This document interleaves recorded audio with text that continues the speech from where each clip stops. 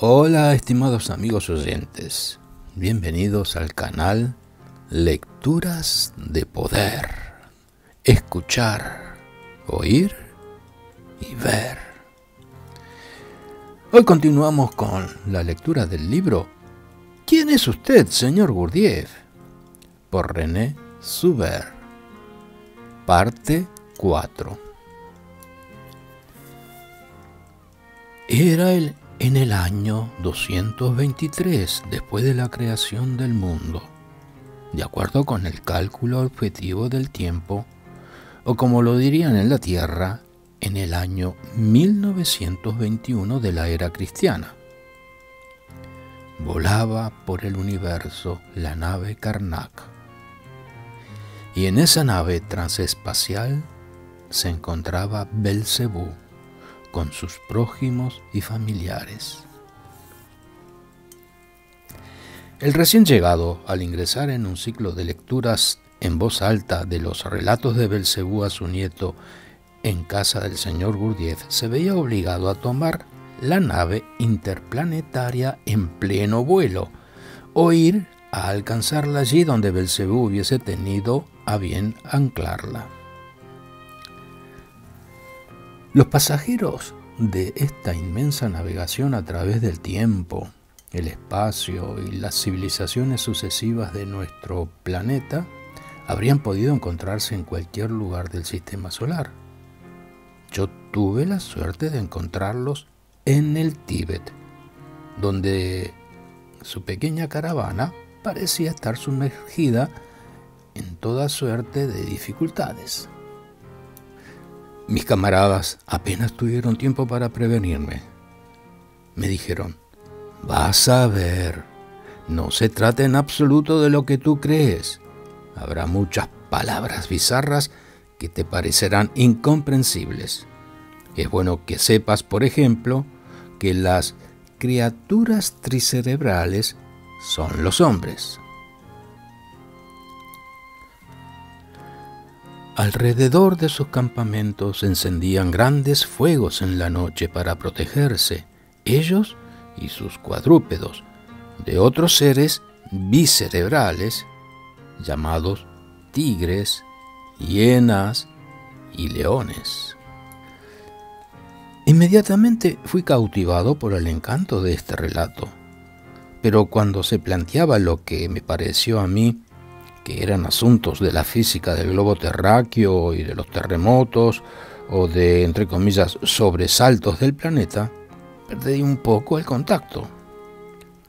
Arrastrado por el mecanismo de la lectura en voz alta, el lector había leído con sobrada seriedad que de lo alto de las montañas del Tíbet, con un buen tescuano, entre comillas, casi se habría podido distinguir el otro lado de la tierra. Yo no tuve ninguna necesidad de ningún léxico para comprender la palabra tescuano, entre comillas. Me encontraba todavía relativamente fresco cuando topamos con un relato horrible. Aquel de los desdichados adeptos de la secta de los domadores de sí, que se dejaban morir emparedados en vida dentro de pequeñas celdas que no tenían más que una abertura del tamaño justo para que se les pudiera pasar cada 24 horas, con gran veneración, un pedazo de pan y un pequeño cántaro de agua.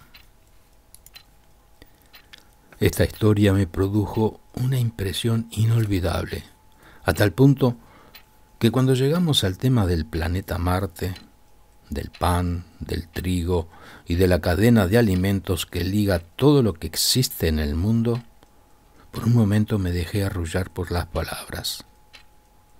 El autor sentía una ternura evidente al hablar de la Tierra, diciendo: planeta del prolongado y vano sufrimiento, y de sus vastas extensiones cubiertas de agua, a las que llamaba con un nombre extraño. Reconocí entonces, como si lo descubriera por primera vez, el océano. El capítulo había terminado. Pensé que el lector iba a detenerse, pero imperturbable recomenzó. Capítulo 23. Cuarta estada personal de Belcebú en el planeta Tierra. Se trataba ahora de nuevos personajes, de un cierto Gornahur Har, cuyo nombre sonaba raro a mis oídos y del que se decía que era, entre comillas, el amigo de la esencia de Belcebú, así como del director de un observatorio situado en el planeta Marte, a quien el autor yo confundía en mi mente con Belcebú. Llamaba mi tío Tuilán. De paso observé que el tescuano del tío aumentaba hasta 7.285.000 veces la visibilidad de las concentraciones cósmicas lejanas. Escuchábamos con la mayor seriedad, alertas a no ceder demasiado pronto a la fatiga. Yo sentía que era necesario adaptarse al texto a cada instante y, por ejemplo, no insistir en penetrar a toda costa en el sentido de lo que no era más que una broma.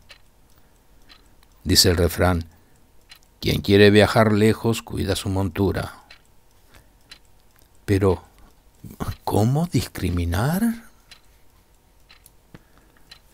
Luego llegó el famoso pasaje sobre los monos.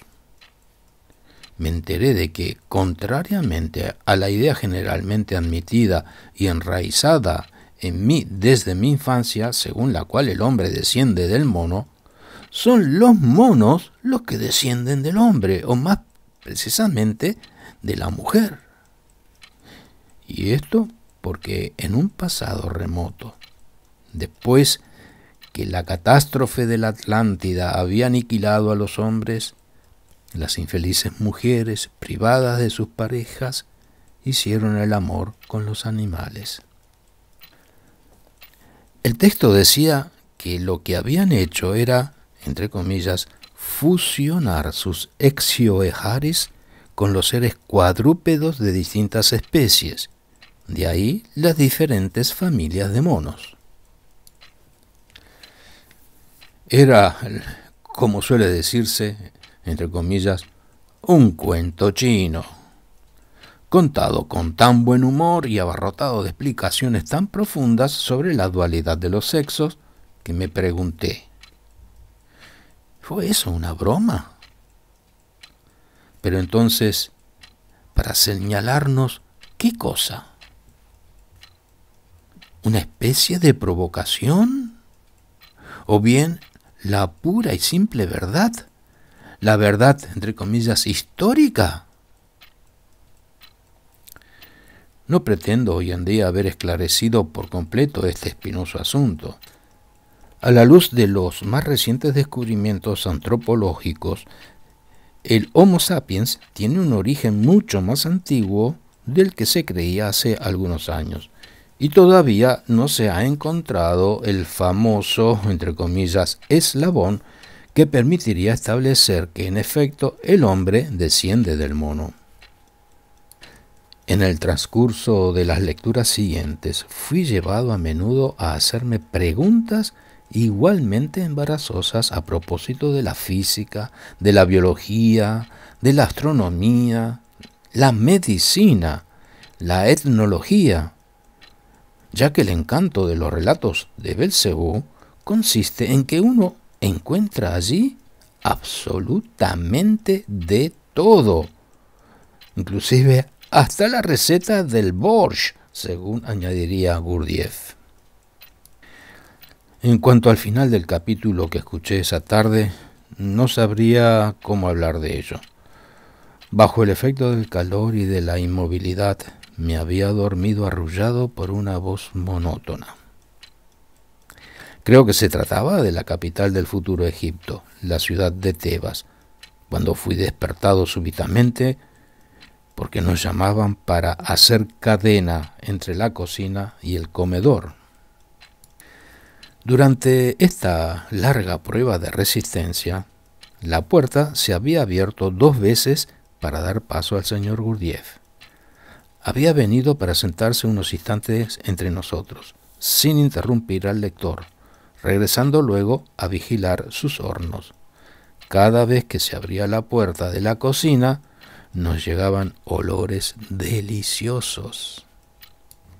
El, entre comillas, hacer la cadena consiste en pasarse los platos, vacíos a la ida y llenos de regreso. Se trata de un gesto simple que, realizado a las 10 de la noche, después de 2 horas de inmovilidad, da una profunda satisfacción. Una vez abolidas todas las distinciones de edad, estatura, sexo y constituida la cadena, ésta funcionaba como una unidad. Por un lado, el señor Gurdjieff sacaba los platos del horno, cortaba la carne o las aves, distribuía las porciones con una autoridad soberana. En el otro extremo de la cadena esperaban los platos llenos con un plato sopero volteado sobre cada porción caliente a modo de tapa. Cuando concluía ese ballet, el círculo se cerraba alrededor de la mesa. Comíamos juntos las cosas extraordinarias que el señor Gurdjieff había preparado para nosotros. Me he detenido un tanto en esta descripción porque el recorrido de la cocina al comedor, que evocaría hoy para algunos el del productor al consumidor, evoca muy precisamente en mí la gran cadena que existe en todo el universo entre sustancias o energías de niveles diferentes. Para Belcebú, el universo entero, desde el átomo hasta las más lejanas galaxias, consiste en un inmenso proceso de alimentación recíproca que él llamaba Irán Irano come. El señor Gurdjieff sobresalía en el arte de la cocina, tanto como en el de la música y la danza, o el ritmo. Pero no me arriesgaría a aportar un testimonio en los dominios que no son de mi competencia particular, en lo que no me encuentro como un buen discípulo del maestro.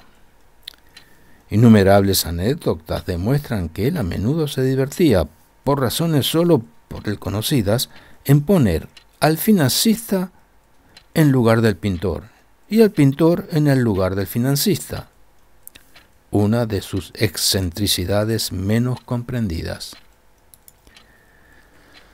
En una sociedad como la nuestra, enamorada de la eficacia, no se bromea con las especialidades. Es por eso que los médicos verdaderos, generales, son tan escasos. Había notado precisamente que el señor Gurdjieff se destacaba en medicina. Cocinaba como un gastrónomo que hubiera tenido la ciencia de un sabio. Decía, especial plato georgiano, pollito, arroz y cebolla, debe comerse con los dedos. Postre kurdo. Cuando el novio ha pedido la mano y ha sido aceptado, al día siguiente le envía este plato a la novia. Y cocinaba también como un dietista que prevé la acción de cada manjar y de las especias sobre el organismo. Un día me arriesgué a hacer un comentario al respecto en su presencia, diciendo, en resumen, señor, ¿la cocina bien podría ser una rama de la medicina? Lo que ocasionó la respuesta, no, medicina, rama de la cocina. Era la época de la guerra, o la posguerra.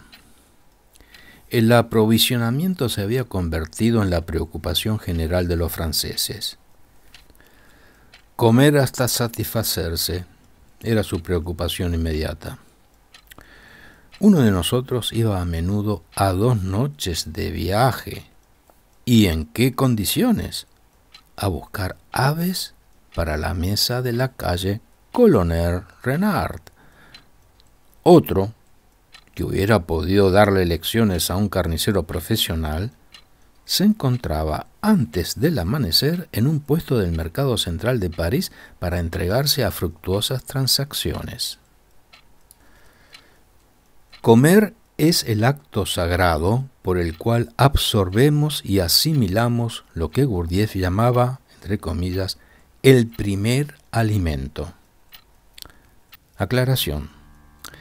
Sobre las 3 clases de alimentos que recibe el organismo humano, ver en fragmentos de una enseñanza desconocida de Pedro Damianovich Uspensky, y habla de los 3 alimentos. Uno es el alimento físico, otro es el alimento del aire y el tercero es el alimento de las impresiones. Continúo la lectura.